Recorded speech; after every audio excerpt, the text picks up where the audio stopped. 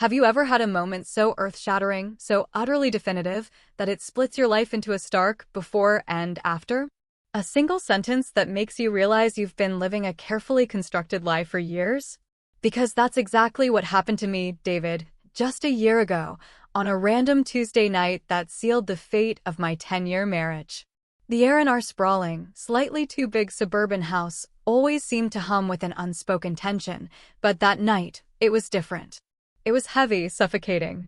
I'd just spent 2 hours wrestling with Caleb's math homework and enduring Lily's violin practice, feeling the familiar ache of exhaustion in my bones, when I finally made my way downstairs. My hope was a simple one. Maybe, just maybe, Olivia and I could actually talk, reconnect after another day of parallel lives. Olivia and we were a study in contrasts from the start. I was the steady, sensible finance major in college, meticulously planning a stable future. She was this whirlwind of vibrant energy, passionately talking about empowerment and breaking norms. And honestly, I fell hard. She brought color to my world, and I built us a solid foundation. Right after graduation, I dove into my consulting career, putting in the 50, 60-hour weeks. I wanted to give us the best life. Olivia, meanwhile, bounced from marketing to graphic design to nonprofit work, nothing ever quite sticking. Then Lily was born, and Olivia decided to become a stay-at-home mom, launching a blog about female empowerment and self-discovery. I supported it, thinking, if it makes her happy, great. Except the blog never made a dime. And somehow, imperceptibly at first, I became responsible for everything. The mortgage, the bills, groceries, kids' activities, homework, doctor appointments, even cooking dinner most nights. While I was running on fumes, coming home to start my second shift as the primary parent, Olivia was in her home office, engrossed in content for an audience of maybe a dozen people, talking about authenticity and finding yourself. I told myself it was temporary, that she'd find her thing, that we'd be partners again. But that Tuesday night, I sat down next to her on the couch. She was scrolling through her phone, that distant, almost vacant look she'd worn for months etched on her face. I tried to talk, to suggest a date night, a weekend getaway, anything to bridge the chasm that had opened between us. She didn't even look up, just kept scrolling. "Liv, is everything okay?" I asked, my voice a little too quiet, a little too hopeful. That's when she finally lowered her phone. And she looked at me with eyes so cold, so devoid of warmth, I didn't even recognize her. She said it then, just like that, no hesitation, no preamble. "You're not really my match, David. You're nothing more than a co-parent, not my real partner." And I swear to God, the air just left the room. My chest tightened, my lungs burning. I just sat there, frozen. What do you even say to that? How do you respond when your wife of 10 years tells you you're essentially just a roommate who helps with the kids? She didn't stop there, either. She launched into this monologue about how she'd grown spiritually and intellectually, while I'd supposedly stayed the same. How I never engaged her in deep conversations about philosophy or art or social issues. How I was just this stable, boring presence who paid the bills but didn't stimulate her mind. I just sat there, my mind reeling. I thought about the 60-hour work weeks. Every single diaper I'd changed. Every parent-teacher conference I'd attended alone because she was too busy finding herself. All the times I'd asked her about her day and got one-word answers while she was glued to that phone. I didn't yell. I didn't argue. I didn't try to defend myself. I just managed to quiet, okay? Then I went upstairs. I didn't sleep a wink. I lay there, staring at the ceiling, replaying our entire relationship like some horrific movie. All the signs I'd missed. All the times she'd checked out emotionally while I desperately tried to hold everything together. Around 3 o'clock in the morning, something clicked. An absolute, crystal clear moment of clarity. She was right about one thing. I wasn't her partner. But not because I'd failed. It was because she'd never actually wanted a partner. She wanted an audience. A supporter. A provider. Someone to handle all the boring adult stuff while she pursued her endless journey of self-discovery. And I, like an idiot, had been playing that role perfectly for years, thinking it would eventually pay off. Thinking she'd eventually appreciate what I was doing. But the real gut punch came with the realization that she'd emotionally divorced me years ago. Probably around the time Lily was born. She'd just kept me around because I was useful. Because I made her life possible. And that comment about being just a co-parent? That wasn't a heat-of-the-moment insult. It was how she genuinely saw me. Had probably seen me for years. And, in that moment, I was done. Completely done pretending this marriage was salvageable. So, at 3:17 a.m., according to my phone, I made a decision that would change everything. If Olivia wanted to see me as nothing more than a co-parent, then that's exactly what I'd become. But not the desperate husband trying to win back her affection. No. I'd become completely detached, indifferent, unavailable. The kind of co-parent who shows up for the kids and absolutely nothing else. When I came downstairs the next morning, I was a different man. I made breakfast for Caleb and Lily. Helped them get ready for school. Kissed them goodbye. And I walked right past Olivia without a single word. Didn't ask if she wanted coffee. Didn't try to make small talk. I just existed in the same space as a functional parent and nothing more. I saw her watching me, a confused frown creasing her brow, probably wondering why I wasn't upset, why I wasn't trying to talk about what she'd said. But I just moved through my routine like she was a piece of furniture, polite when necessary, silent otherwise. And for the first time in years, I felt something that wasn't exhaustion or disappointment. I felt power. Because I'd finally stopped playing a game I couldn't win. That morning, I also sent an email to a divorce attorney my friend at work had recommended. Just an initial consultation request. Nothing official yet. But I needed to know my options. Needed to understand what leaving would actually look like, especially when it came to Caleb and Lily, because they were the only part of this marriage that truly mattered anymore. The weirdest part was how easy it felt to detach.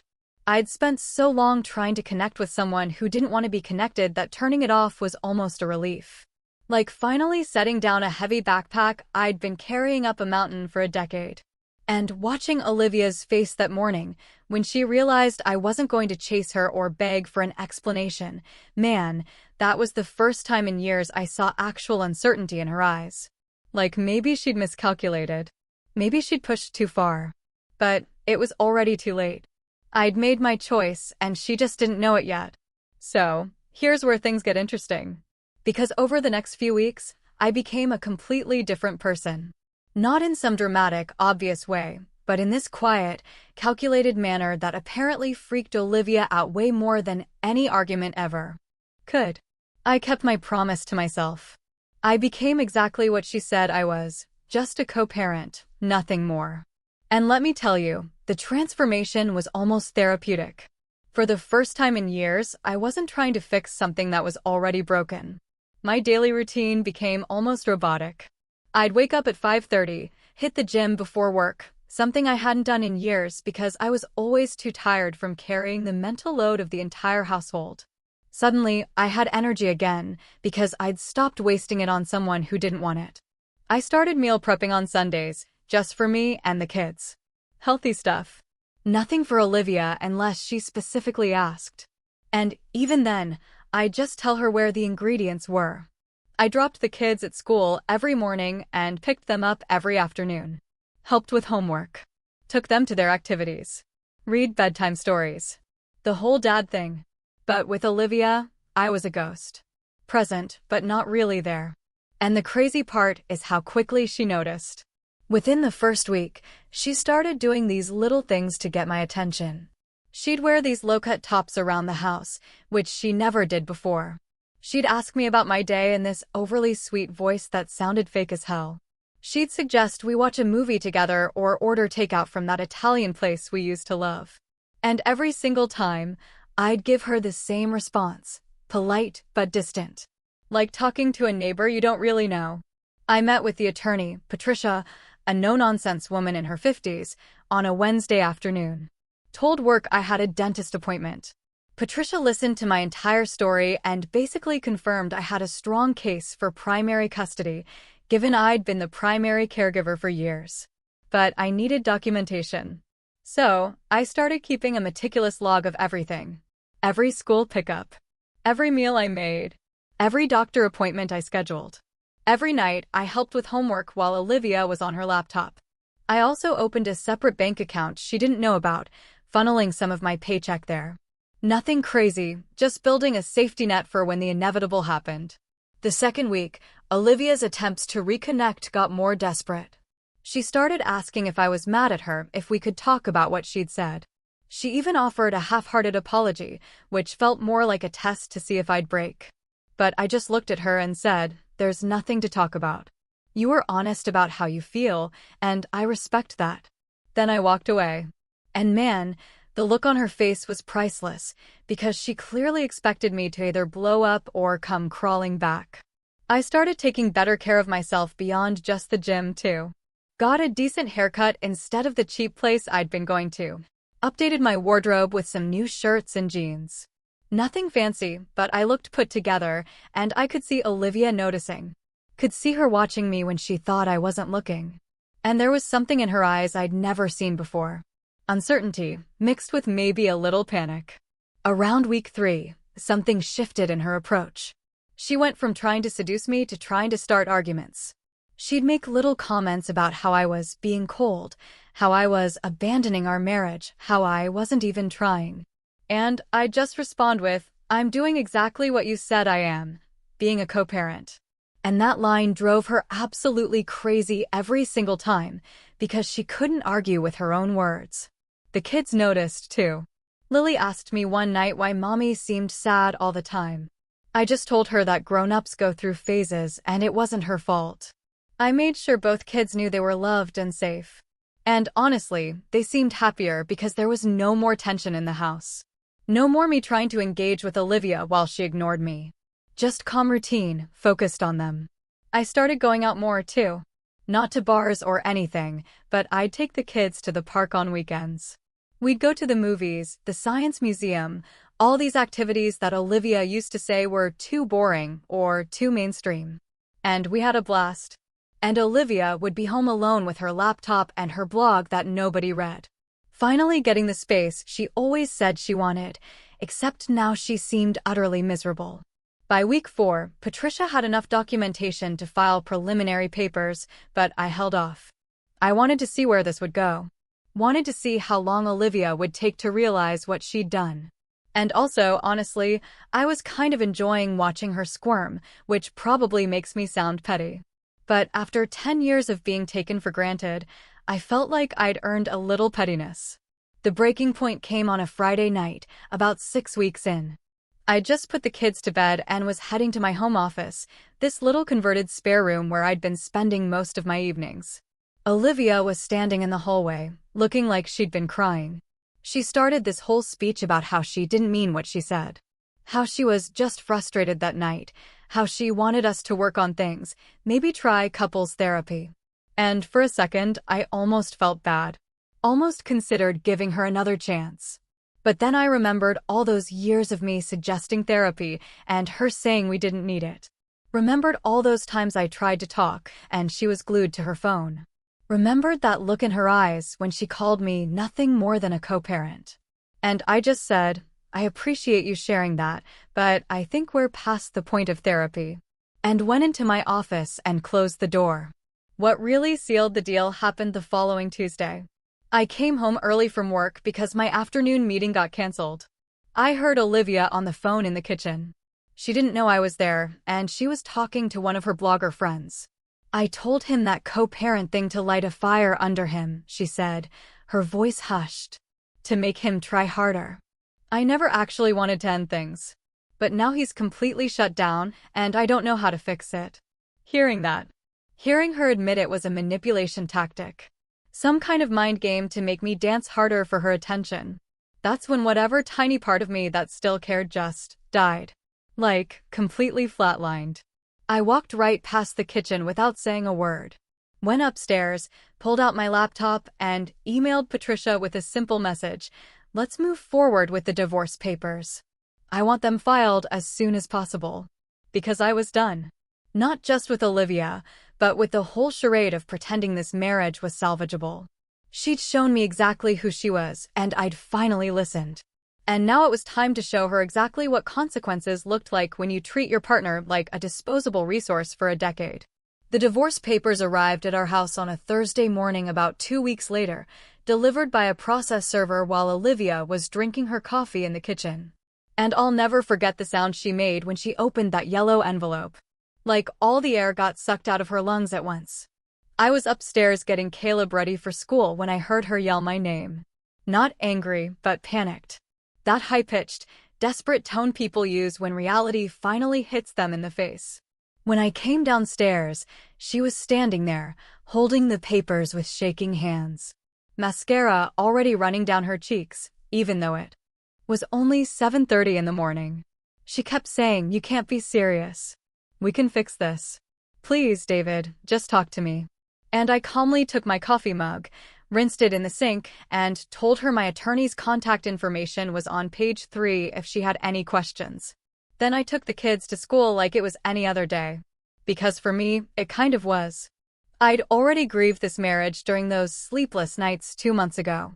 I'd already processed the end while she was still living in Fantasyland, thinking her manipulation tactics would keep me trapped forever. The next few months were brutal. Not for me, but watching Olivia spiral was almost uncomfortable. She tried everything. Crying. Begging.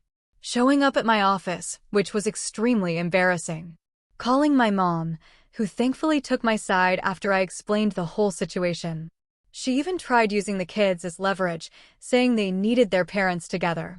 But I'd already documented years of me being the primary parent, so that strategy backfired immediately.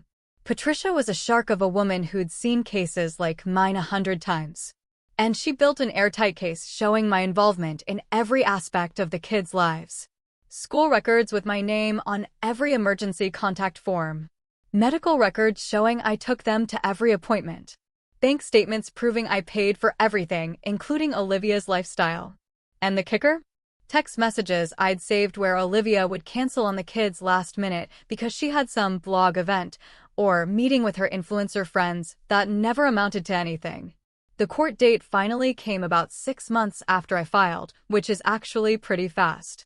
But Patricia knew how to work the system, given the clear primary caregiver situation. And sitting in that courtroom, watching Olivia's bargain attorney try to argue she deserved equal custody was almost sad. Everyone could see through it. The judge asked her basic questions like what grade Caleb was in and what Lily's teacher's name was. And Olivia fumbled both answers. Meanwhile, I had a folder with every school project, every report card, every drawing they'd ever made. And the judge's face said everything. The ruling came down hard. I got primary physical custody, with Olivia getting alternating weekends and 1 evening per week for dinner, which meant the kids would be with me about 75% of the time. And then came the financial part, which honestly shocked even me. Olivia hadn't worked a real job in 6 years, and I'd been the sole provider. The judge calculated child support based on imputed income, basically saying Olivia needed to get a job and contribute. So, she ended up owing me $150 a month, which wasn't much, but the principle of it absolutely destroyed her. You could see it in her face, the realization that she'd have to actually work and support herself instead of floating through life on someone else's dime. The house was another problem for her. We bought it 8 years ago, and even though we were married, it was technically marital property under state law. But I'd been the only one on the mortgage because Olivia's credit was garbage from all her job hopping and failed business ventures. Patricia negotiated, as part of the settlement, that I'd buy out her half at current market value, minus what she would have contributed if she'd actually paid anything, which meant she walked away with about $48,000. Sounds like a lot, but in our area, that's maybe 5 months of rent in a decent apartment. And watching her face when she realized she'd have to move out of the house she'd been treating like her personal spa for years, that was the moment I think she finally understood what she'd lost. Olivia ended up renting this tiny 1-bedroom apartment about 20 minutes away. Had to get a job as an administrative assistant at some medical office, making probably a third of what I make. And suddenly, her whole aesthetic of being this enlightened, free spirit who was too good for conventional work just evaporated. Because, turns out, you can't pay rent with blog posts about finding yourself. The kids adjusted surprisingly fast. Caleb, who's 9, told me one day that he liked our new routine better because I actually did stuff with them. And Lily, who's 7, said she felt less stressed because there wasn't always this weird tension in the house anymore. And hearing that from your kids is both validating and heartbreaking because you realize they'd been feeling the dysfunction all along. I ended up buying a smaller house closer to their school. 3 bedrooms, nice yard, walking distance to a park, and we made it our own space. The kids decorated their rooms. We got a dog they'd been asking for, that Olivia always said no to because it was too much work. And for the first time in years, I felt like we were actually living instead of just surviving. About 8 months after the divorce was finalized, I started seeing someone. Her name's Jessica. She's a nurse at the hospital. We met at a coffee shop when she accidentally grabbed my order, and we just laughed about it. And she's just normal, you know? She works hard. She's independent. She doesn't need me to validate her entire existence. And when I introduced her to the kids after dating for about 6 months, they actually liked her. Because she was genuine and interested in their lives. Olivia did not take the news well. Found out through mutual friends, apparently. And suddenly, I was getting these late-night text messages about how I'd moved on so fast. How I clearly never loved her. How I was replacing their mother. All this projection and manipulation that would have worked on the old me, but now just made me screenshot everything for Patricia in case Olivia tried something stupid. The texts kept coming, though, usually after Olivia had a bad day or a failed date from what I could piece together. Messages like, "Do you ever think about us?" About what we had, and "the kids miss having us together." And my favorite, "I've changed. I see everything clearly now."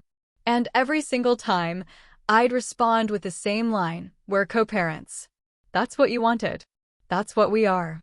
And then I'd stop responding because I'd learned that engaging just fed into her drama. What really got me was about 10 months post-divorce. I picked up the kids from one of Olivia's weekends, and Caleb told me they'd spent most of the time watching TV while Olivia was on her phone. And Lily said Olivia kept talking about being tired and stressed. And I realized nothing had actually changed with her. She still wasn't present, still wasn't engaged. She just lost the safety net that allowed her to coast through life without consequences. The kids started asking to skip some of her weekends, which legally they couldn't decide yet. But I noted every request in my ongoing documentation because at 12, Caleb would be old enough for the court to consider his preference. And I had a feeling I knew which way that would go. Olivia's blogger friends mostly disappeared from her life once she couldn't project this perfect, empowered woman image anymore. Turns out online feminism circles aren't super supportive when you're actually struggling with real-world consequences. And from what I heard through the grapevine, she'd become kind of bitter about the whole situation, blaming me for not trying hard enough rather than accepting she'd nuked her own life with her entitlement and manipulation. These days, life is pretty good. I got a promotion at work because I actually had the mental energy to focus on my career again. The kids are thriving, doing great in school. Caleb joined soccer and Lily started art classes. Jessica and I are talking about moving in together eventually, but taking it slow because the kids' stability comes first. And I genuinely feel happy. Like, actually content with my life for the first time in a decade. Last week, Olivia called me late at night. I almost didn't answer, but something made me pick up. And she was crying, talking about how hard everything is, how she made mistakes, how she wishes we could try again. And I listened quietly until she finished. And then I said, "Olivia, you told me I was nothing more than a co-parent. You were right. That's exactly what I am. Nothing more." And I hung up. And for the first time since this whole thing started, I didn't feel angry or vindicated or sad. I just felt nothing. Complete indifference. And that's how I knew I'd finally moved on. The irony isn't lost on me. She spent years treating me like I was just a utility, someone to pay bills and watch kids while she pursued her endless journey of self-discovery. And now, that's literally all I am to her. A co-parent who shows up for the kids and nothing else. Except now it's on my terms, with my boundaries, in my house, with my life that doesn't include her. And she finally understands what it feels like to be on the outside looking in. To be the one who's just not enough. To be nothing more than a supporting character in someone else's story. And honestly, that's the best revenge I could have asked for. I'm still processing the journey that led me here. If this happened to you, what would your next move be? Let me know in the comments below.